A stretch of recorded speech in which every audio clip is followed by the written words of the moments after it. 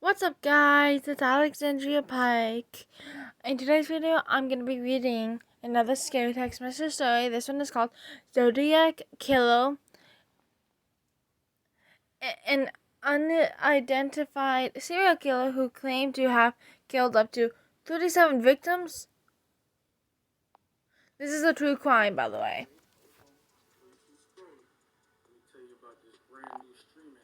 Bye. Hold on, it's loading. Special agent. The Zodiac killer was directly linked to at least 5 murders in Northern California and may have been responsible for more. He taunted police and made threats through letters sent to area newspapers from 1969 to 1974. In 1966, an 80-year-old college student, Sherry Jo Bates, was stabbed to death in Riverside, California. This is like a news. Oh, she was pretty. She was nearly decapitated. She's pretty, though. Soon after the murder, a local newspaper received a letter from an anonymous person. The letter provided details of the crimes and declared that the victim was neither the first nor the last. On December 20th, 1968, a teenage couple was shot to death near their car in a remote area north of San Francisco. The victims were High from students David Faraday and Betty Lou Jensen. Pictures too. Oh, the girl is pretty.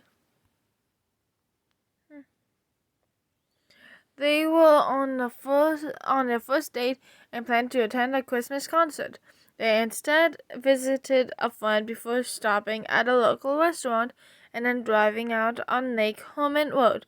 At about 10:15 p.m., Faraday parked his car in a gravel turnout, which was a well-known lover's lane.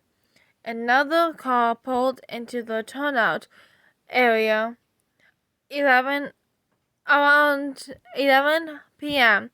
and parked beside the couple. The killer his car and walked toward the couple's car. He ordered the couple out of the car. Jensen exited the car first.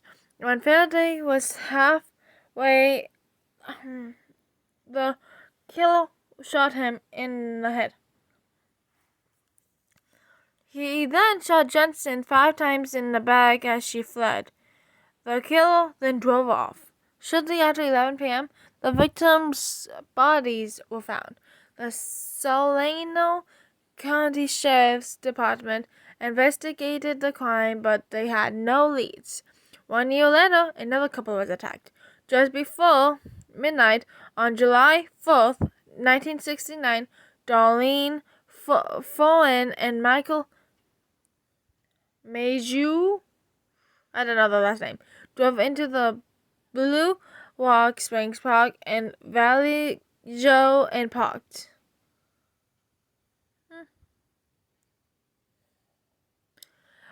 While they sat in the car, a second car drove into the lot and parked alongside them, but almost immediately drove away. Returning about 10 minutes later, the second car parked behind them. The driver was the second car exited the vehicle, approaching the passenger side door of the couple's car, carrying a flashlight and a 9mm. I'm guessing that's a type of gun. I do not know that gun. The killer directed the flashlight into someone's and Foran's eyes before shooting at them. He walked away from the car, but upon hearing Mayhew's moaning, returned and shot each victim twice before driving off. The next day, the killer called the police to report the crime and claimed responsibility. He also took responsibility for the 1968 murders. Police traced the call to a phone booth at a gas station.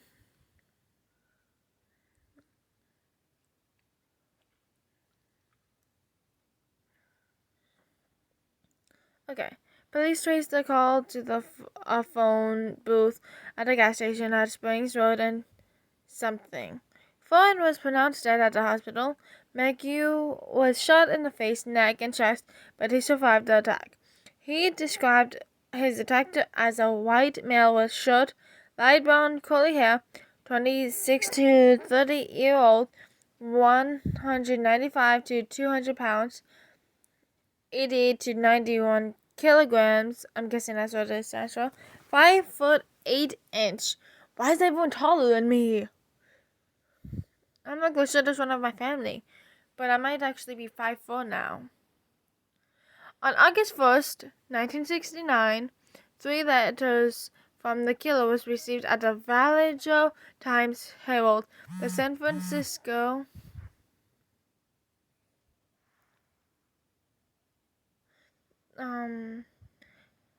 Chronicle, and the San Francisco Examiner. I just had a car do shit. There's no one outside. The killer demanded they be printed on each newspaper's front page, or he would kill as many people as he can during the weekend. Here is part of a cipher. The other 2 parts of the cipher are being mailed to the editors, to the Vallejo Times.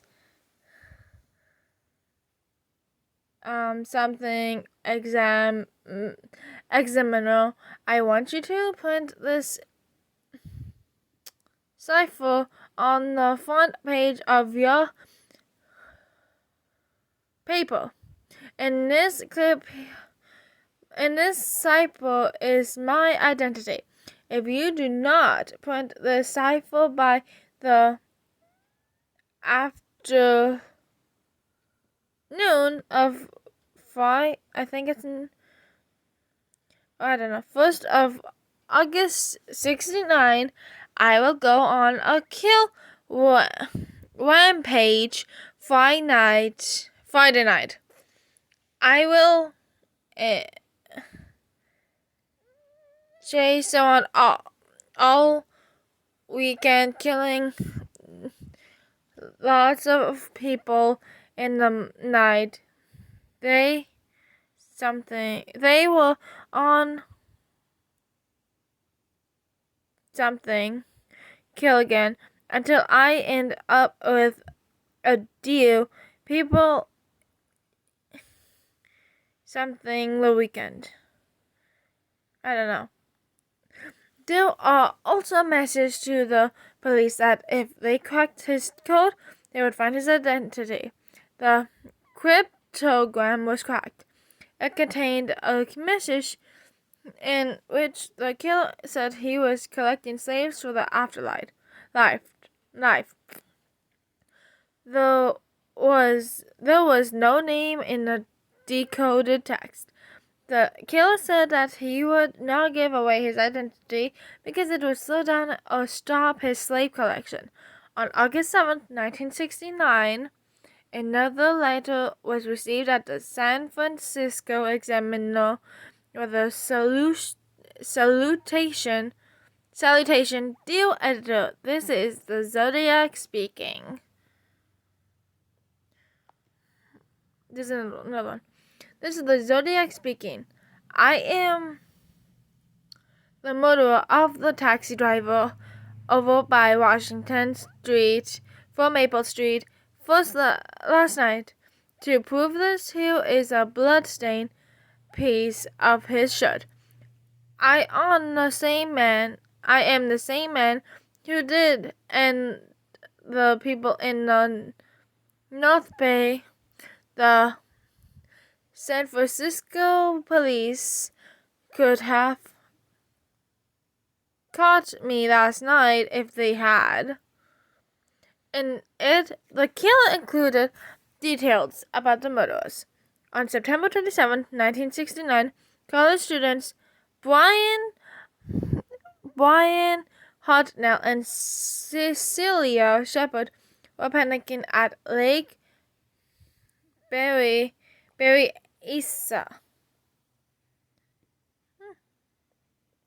A white man approached them wearing a black hood and sunglasses over the eye holes. He had a gun. The hooded man claimed to be an escaped convict from a jail, explaining that he needed the car and money to go to Mexico. He told Shepard to tie up Hartnell. After she did, he tied her up.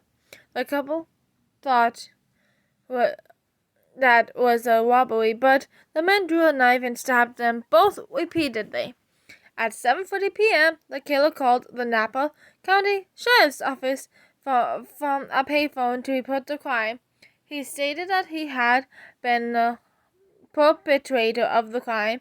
The phone was found. Detectives found palm prints from the telephone, but weren't able to match it to any suspect. When deputies arrived at the crime scene, Cecilia Shepard was conscious. She providing them with a detailed description of the attacker. Hartnell and Shepard were taken to the hospital. Shepard died, but Hartnell survived. Oh, the pretty girls died. On October 11th, 1969, in San Francisco, a white man entered a cab driven by Paul Stein.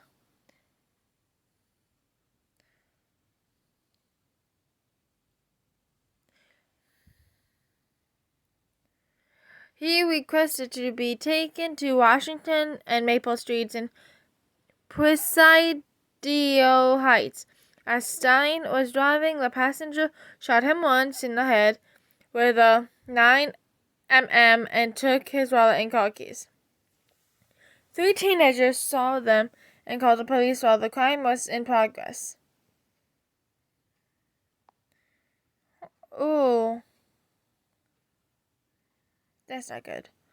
2 blocks from the crime scene, patrol officers responding to the call saw a man who matched the killer's description. However, the police radio dispatcher had initially alerted officers to be on the lookout for a black suspect, so the officers drove past him without stopping. The mix-up and descriptions remains unexplained. I could have said African American but I accidentally said the black. Whoopsie. On October 13th, the San Francisco Chronicle received a new letter from Zodiac containing a piece of bloody shirt and taking credits for the killing. This was the last officially confirmed killed by the Zodiac killer. The 3 teen witnesses worked with a police artist to prepare a composite sketch of the killer. A few days later, a second composite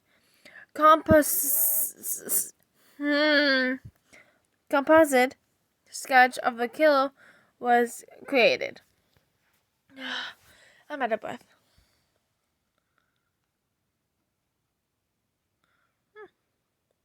The San Francisco Police Department investigated around 2,500 suspects for 6 years. Other people who are suspected to be victims of the Zodiac killer were Robert Domingos, 18, and Linda Edwards, 17, shot and killed on June 1st, 1963, on a beach near Gavitt, Utah. 25-year-old Donna Lass, who was last seen on September 6, 1970, in State Line, Nevada. and 22-year-old Kathleen Johns, who was allegedly abducted on March 22, 1970. The murders were the subject of intense investigation and media coverage. It is possible that the Zodiac killer remained active through the 1980s and murdered dozens more people. During the 1990s, several investigators claimed to have identified the Zodiac killer.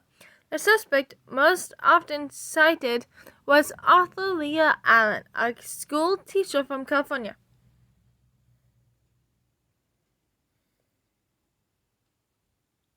Wait, is he the killer? He was the killer? Despite intensive investigations, no one was ever arrested for the crimes and the case remains open.